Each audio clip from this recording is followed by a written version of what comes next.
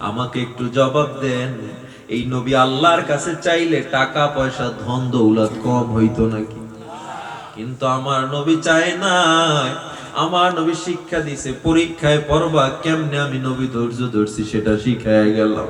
আল্লাহর নবী উহুদের ময়দানে দাঁত ভাঙলো, তায়েফের ময়দানে নবীর গায়ে পাথর মেরে রক্তাক্ত করে দেয়। আমার নবী আল্লাহর বললে আরববাসীকে আল্লাহ ধ্বংস করে দিত, কিন্তু আমার নবী করেন নাই। আপন চাচা আবু জাহেল পর্যন্ত নবীর মাথায় উঠের পচা নারী বুড়ি চাপায়া দিছে, এরপর নবী বদদুয়া করেন নাই। উম্মতের শিক্ষার জন্য নবী কষ্ট করে গেছে। আজ আমরা সেই নবীর উম্মত, অথচ মুসলমান চেহারার দিকে তাকাইলে মনে হয় না সেই নবীর উম্মত। বেঈমানরাও দাড়ি রাখে না, আমার মুসলমান ভাইও দাড়ি রাখে না। বেঈমানরা আজান শুনে মসজিদে যায় না, আমার মুসলমান ভাই আজান শুনে মসজিদে যায় না। বেঈমানদের মোবাইলে গান নাচ কত কিছু, আমার মুসলমান ভাইয়ের মোবাইলও নাচ গান খারাপ ছবির অভাব নাই। ও মুসলমান, বেনামাজিরা শীতের মধ্যে ওযু করে না, আপনি কেমনে নবীর উম্মত হয়ে সেটা পারে? অনুনয় বিনয় করে যুবক, পাও দুইটা আগা দাও, পায়ে হাত দিয়া বলে যায় আর নবীরে কাঁদাইও না, আর এই নবীরে কাঁদাইও না। সন্তানটাকে কোরআন শিখায় নাও। এই কোরআনের মতো মহাগ্রন্থ পৃথিবীতে নাই। ঋগ্বেদ, গীতা, বাইবেল, রামায়ণ রিসার্চ করে আজও পর্যন্ত মুসলমানরা বিধর্মী হওয়ার ইতিহাস পাওয়া যায় না। কোরআন রিসার্চ করে কোটি কোটি বেঈমান কালেমা পড়ে মুসলমান হয়ে গেছে, ঠিক কিনা? এই কোরআনে কসমোলজি বিদ্যা, অ্যাস্ট্রোলজি, বায়োলজি, জিওলজি, ফিজিক্সের জ্ঞান, পদার্থ বিজ্ঞান, মহাকাশ বিজ্ঞান, যা কিছু বলেন না কেন সব আমার আল্লাহ কোরআনে দিয়েছে। আমরা সাংবাদিক, কলামিস্ট, আমাদের মধ্যে অভাব নাই। আমরা প্রতি বছর বিশ্ব জয় করে চ্যাম্পিয়ন হই, ঠিক কিনা? জোরে কোন? এজন্য বলি কোরআনও শিখান, দুনিয়াও আল্লাহ ফিরি দিবে, আখিরাত তো আছেই, ঠিক কিনা? জোরে বলেন। আর গুনাহ করা যাবে না, নামাজ ছাড়া যাবে না। কে কে রাজি আছেন আর গুনাহ করব না, আর নামাজ ছাড়বো না, দাড়ি কাটবো না? নারায়ে তাকবীর। আল্লাহ আমাদের হাতগুলো কবুল করেন, কন্যা আমিন। জোরে কন্যা আমিন। ও মুসলমান, পাও হাত দিয়ে, পায়ে হাত দিয়ে অনুনয় বিনয় করে গেলাম। সহিহ বুখারীর হাদিস, আল্লাহ নবী বলেন কোন মানুষের 24 ঘন্টা গুনাহ হয় না, কোন মানুষের 24 ঘন্টা গুনাহ হয় না। বান্দা ঘুমাইলে গুনাহ হয় না, নামাজে দাঁড়াইলে গুনাহ হয় না। তবে যারা দাড়ি কাটে ঘুমাইলেও গুনাহ হয়, নামাজে দাঁড়াইলেও দাড়ি কাটার গুনাহ বন্ধ হয় না। আর গুনাহ করা যাবে যাবে? আর দোয়া ও মুখুল ইবাদা, দোয়া ইবাদতের মূল মগজ, ঠিক কিনা? আমরা দোয়া করে যাব না ইনশাআল্লাহ? আল্লাহর কাছে আমরা দোয়া করি, আল্লাহ আমাদের জীবনের গুনাহ মাফ করে দেন। জোরে কর না আমিন। আপনারা সর্ব অবস্থায় আমার একটা অনুরোধ থাকবে, এই মাদ্রাসার দিক খেয়াল রাখবেন, পারবেন তো ইনশাআল্লাহ? আল্লাহ মনির ভাইয়ের এই মাদ্রাসা, তার মেহনত, আরো সাথে যারা চেষ্টা করতেছেন, আল্লাহ তাআলা সবাইকে কবুল করে নেন। জোরে কোন আমিন। একটা মাদ্রাসা যে এলাকায় আছে, ওই এলাকায় আল্লাহ গজব দেন না, রহমতের ফিরিশতারা সবসময় ঘোরাফেরা করে। তো এমন একটা দামি মজলিস প্রতি বছর হোক, আপনারা চান না ইনশাআল্লাহ? আল্লাহ কিয়ামত পর্যন্ত মাদ্রাসা কবুল করেন, মাহফিল কবুল করেন। জোরে কোন আমিন। আবহাওয়া খারাপ, বৃষ্টি পড়তেছে, আপনারা অনেক ধৈর্যের পরিচয় দিয়েছেন। সেই গতকালকে বয়ান শুনছেন, আজকে এত টাইম বয়ান শুনতেছেন। আমার আলোচ্য বিষয়, আল্লাহ আমাদেরকে পরীক্ষায় ফেলবেন, তবে ধৈর্য ধরার দায়িত্ব কার? আমরা ধৈর্য ধরবো তো, নাকি হারাম পথে যাব, না গুনার পথে যাব? যাওয়া যাবে?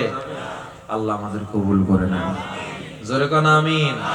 সবাই দুরূদ শরীফ পড়ি। আল্লাহুম্মা সাল্লি আলা মুহাম্মাদিন ওয়া আলা আলি মুহাম্মাদ কামা সাল্লাইতা আলা ইব্রাহিম ওয়া আলা আলি ইব্রাহিম ইন্নাকা হামিদুম মাজিদ। আল্লাহুম্মা বারিক আলা মুহাম্মাদিন ওয়া আলা আলি মুহাম্মাদ কামা বারাকতা আলা ইব্রাহিম ওয়া আলা আলি ইব্রাহিম ইন্নাকা হামিদুম মাজিদ। এই যে দুই একজন উঠতেছেন, আপনাদের সুবিধার জন্য যাতে বাড়ি ভিজে যাইতে না হয়, এজন্য মোনাজাত দিতেছি। আপনারা মোনাজাত না দিয়ে যদি উঠেন তাহলে লাভ হইল? তাহলে কোনো লাভ হইল? আল্লাহর কাছে দোয়া না করলে এই যত ওয়াজনের দাম আছে, সবাই সবার জন্য দোয়া করবেন। বিশেষ করে এই এলাকার যারা কবরবাসী হয়ে গেছে এদের রুহের মাগফিরাত কামনায় দোয়া হবে, এবং আজকের মাহফিলে আয়োজক যারা আছে তাদের জন্য দোয়া হবে, প্রবাসী ভাইদের জন্য দোয়া হবে ইনশাআল্লাহ। আমিও দোয়া চাই। কষ্ট করে 3টা মাদ্রাসা চালাই, কুয়াকাটা মাদ্রাসায় আমার কাজ ধরবো আগামী 1 সপ্তাহের মাথায়, প্রায় 1 কোটি টাকার উপরে সেখানে লাগবে। আপনারা দোয়া করবেন আল্লাহ যেন ব্যবস্থা করে দেন।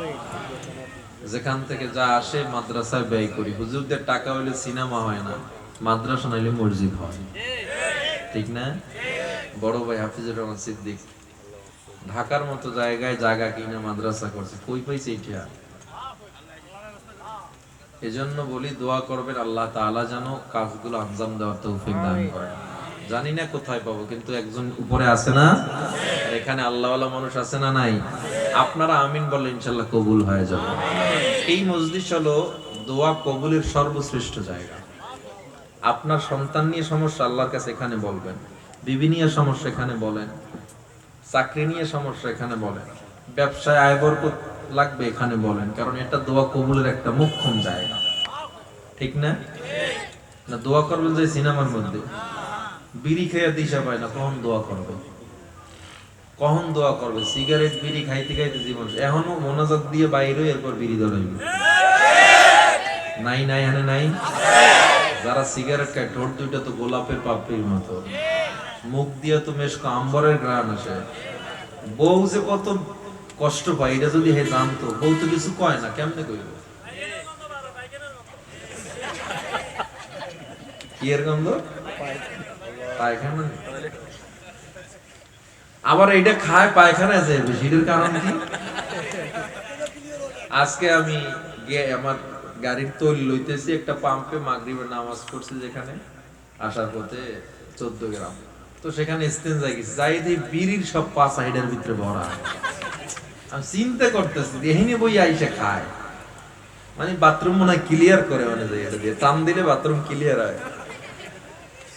এত সতর্কতা, ক্যান্সার হয়, এত কিছু হয়, এরপরে সিগারেটটা ছাড়ে না। যারা দেখবেন বেশি শিক্ষিত ভদ্র সমাজের, এরা কেউ সিগারেট খায় না, ঠিক আছে না? আপনারাও আস্তে আস্তে ছেড়ে দেবেন, ঠিক না? আবার কই আস্তে আস্তে ছাড়বেন, আস্তে আস্তে আজরাইল কি আস্তে আস্তেই বলি? এখন যদি আয় পড়ে। তওবা করা মুমিনের কাজ। আল্লাহর নবী সহিহ বুখারীতে বলেন, যে তওবা করলো সে যেন মায়ের গর্ভ থেকে কেবল জন্মগ্রহণ করলো। সুবহানাল্লাহ। তওবা করা যাবে? আল্লাহর কাছে বলা যাবে? জীবনের গুনাহ নিয়ে আল্লাহর কাছে বলা যাবে? এই জীবনটা কি করলাম? জীবনে আর কিচ্ছু করতে পারি না, কিচ্ছু না। আহা, আমাকে একজন যদি গ্যারান্টি দিতে পারে হুজুর এখান থেকে আমি বাড়ি যাওয়ার গ্যারান্টি আছে, একজন আছেন? দাঁড়ানোর গ্যারান্টি দিতে পারবেন কেউ? ও তো এই দুনিয়ার মায়ায় পড়ে করছো কত বাহানা, এই যে নয় তোর আসল বাড়ি, কবর যে তোর আসল ঠিকানা। ভাই বেরাদার যারাই ছিল একে একে চলে গেল, তুমি আমি কেউ রব না, তুমি আমি কেউ রব না, দিতে হবে রওয়ানা। এই যে নয় তোর আসল বাড়ি, কবর যে তোর আসল ঠিকানা। চোখেরই পলকে তুমি হতে পারো লাশ, চিরতরে বন্ধ হবে তোমারই নিঃশ্বাস। হবে এলান তোমারই নাম মসজিদের মাইকে, হবে এলান তোমারই নাম মসজিদের মাইকে। বাড়িওয়ালা নাই রে বাড়ি নাই রে দুনিয়াতে, বাড়িওয়ালা নাই রে বাড়ি নাই রে দুনিয়াতে, বাড়িওয়ালা নাই রে বাড়ি নাই রে দুনিয়াতে। বাড়িওয়ালা নাই রে বাড়ি নাই রে দুনিয়াতে। তোমার ভয়ে থাকতো মানুষ ছিল বাহাদুরি, ভাবনি হাওয়ায় ওড়া তুমি যে রঙিন ঘুড়ি, সুতোয় টান দিলে মালিক ও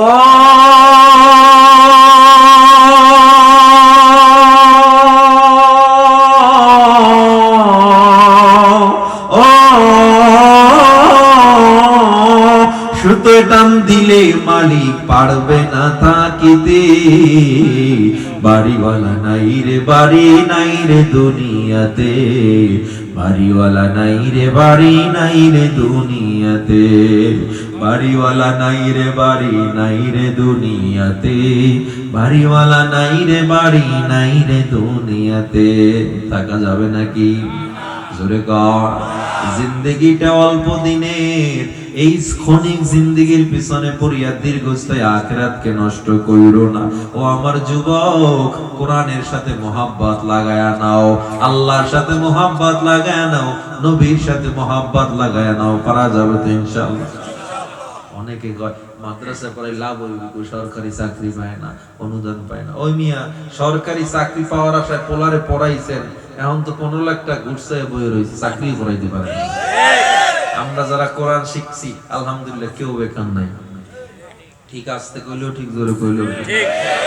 হুজুররা বিজ্ঞান জানে না, সায়েন্স বুঝে না। ওই মিয়া, কোরআনের চেয়ে মহাগ্রন্থ আছে পৃথিবীতে, কোন জ্ঞানটা লাগবে? রাষ্ট্র চালানোর কথা বলেন, আমরা যে পরিমাণ সুন্দর করে রাষ্ট্র চালাইতে পারবো, গোটা বিশ্ব এক হয়েও সেটা পারবে না। 52 বছরে বাংলাদেশের এখনো স্বাধীনতা মানুষ ঠিক মতো খুঁজে পায় না, এখনো গরিব তার হক ফিরে পায় না, এখনো শ্রমিক তার মজুরি ফিরে পায় না। এই দেশে যদি মদিনা সনদে আমাদেরকে একটা বছর সময় দেন, 52 বছরের দুঃখ গুছিয়ে দেবে ইনশাআল্লাহ। ঠিক কিনা যারা বলেন?